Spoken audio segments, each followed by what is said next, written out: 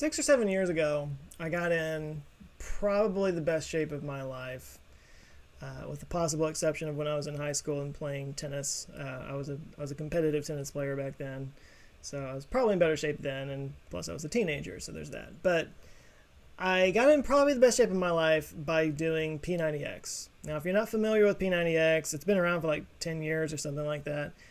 It's a very intense, uh, a high commitment exercise program that's literally an hour and a half a day. You work out for an hour and a half a day, and somehow you get in shape. Who would have thought? But I did that like 8 years ago, and it worked really well. And there are pictures of me from, and the reason why I know that it was about 8 years ago is my wife and I went to Paris one summer, and there are pictures of me while we're in Paris that I'm like really thin.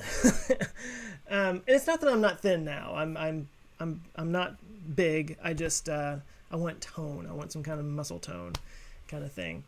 But anyway, I did it. I did it for a while and it worked, and I actually stuck with it, man. I was working at the paper at the time, and there was a gym about 3 blocks over. And after work, I would walk to that gym and I would do this workout.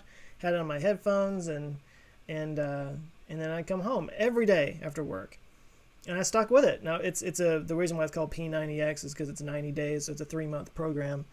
And it took me more like maybe 100 days. No, probably more like 120 days. It took me a while. There were days that I missed, obviously, but I stuck with it. And I've struggled to find a workout program that I would stick with ever since then. And there's been various different P90X programs that have come out since then. There's a P90X2, there's been a P90X3 that I was trying to do. And the thing that I thought was interesting about P90X3 was that it's only 30 minutes a day instead of an hour and a half a day. And I was like, cool, that's easier to stick with, right? And I haven't been able to stick with it. And it's been supremely frustrating. And I always do this. I go through these waves. I'll be really good for a while, and then I'll just completely fall off the wagon. As soon as I start to see some results, I just fall off the wagon. I don't know why I do that. I'm really trying to stick with it. So I basically decided, you know what? There's one thing that actually worked for me, and there's one thing that I was actually able to stick with. Paradoxically, it was the most intense one, and it was the P90X one. So I decided this last week to start getting back on that and try it again. And I've been trying to take it easy for the first week because I haven't been working out at that level in a very long time.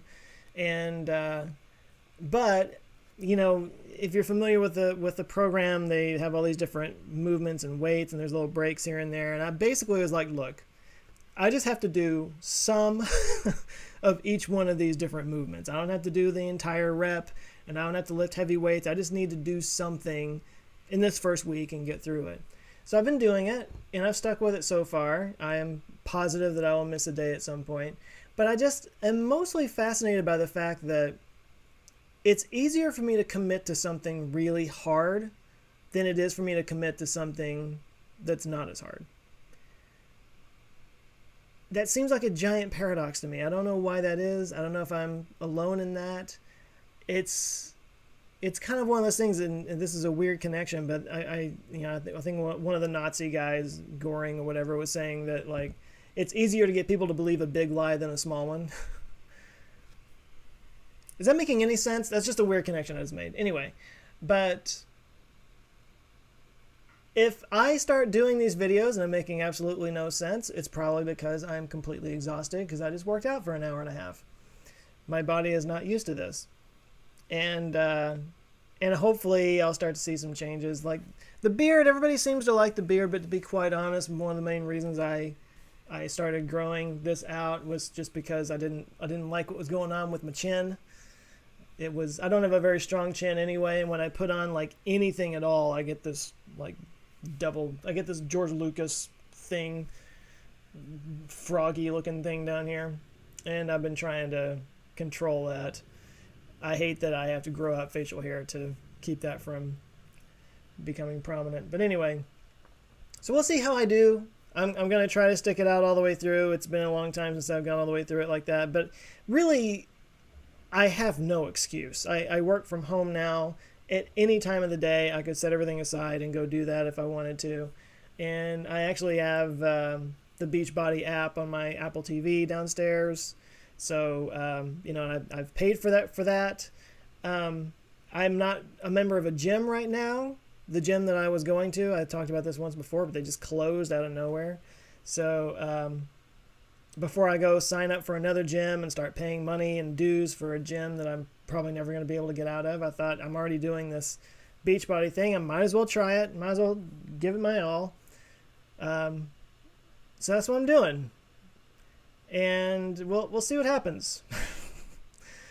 There's not really any major point to this video other than just that paradox of I feel like we commit easier to bigger things than to smaller things. And I'm curious if anybody else has that same experience or if that's just me.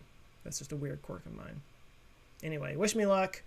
Hopefully I'll be able to look halfway decent in time. You know what sucks about being pale is that